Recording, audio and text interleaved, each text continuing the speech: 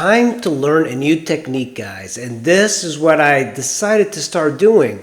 I've been practicing for a while, but the type of sculpting that you do this way, it's all about removing, as you might have guessed.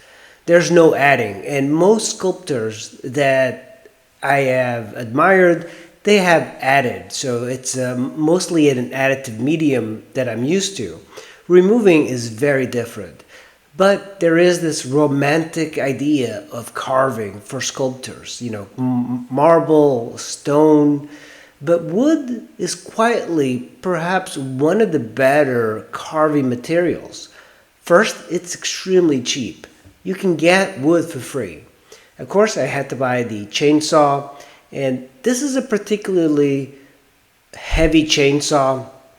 It is a small one, but after a while, when you're working on it, it does wear you out. And I'm just removing the big parts.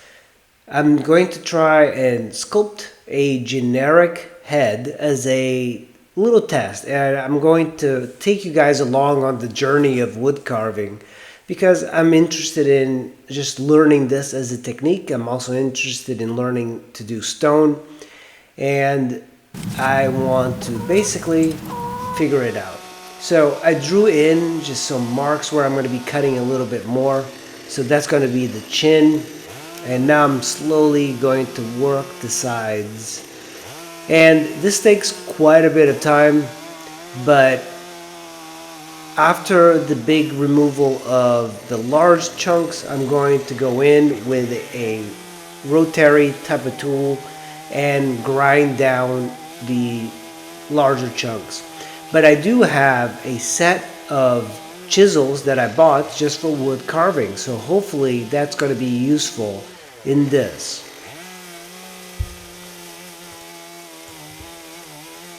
They do make electric chainsaws, and I do have one as well, but it doesn't have as much power as this. And I use this to cut logs for the fireplace.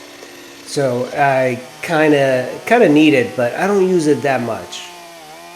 The wood, I got it for free, and I believe it's oak or maple. I'm not very good at figuring those things out, but it is a hardwood that I let dry for a few months.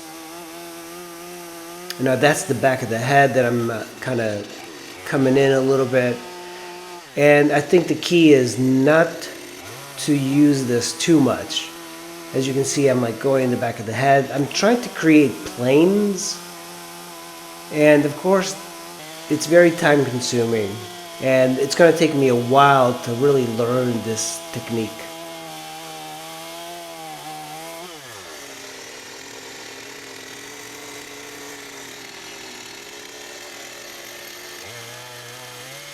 One thing that I found is that if you make horizontal cuts like this near the neck, you can break things off. So if you cut the way I'm doing now vertically, it takes the saw much longer to cut. So if you can make horizontal cuts and then come down vertically, you can make it much faster. But as someone that wants to carve things that's in my head, you kind of figure out the planes of the head and try to put the blade up to those edges, and unfortunately that's not a working type of method this stage in this sculpture. Alright guys, I will keep you guys updated on this. It's very exciting doing these new type of sculptures, and I'll see you in the next one.